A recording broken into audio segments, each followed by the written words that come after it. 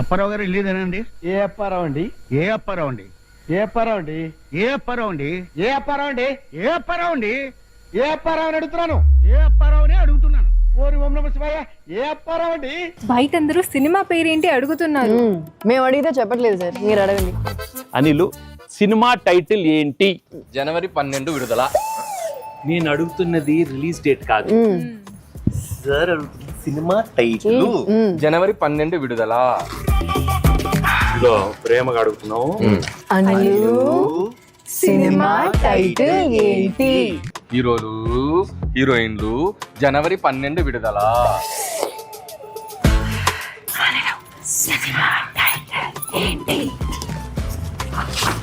జనవరి 12 విడుదల.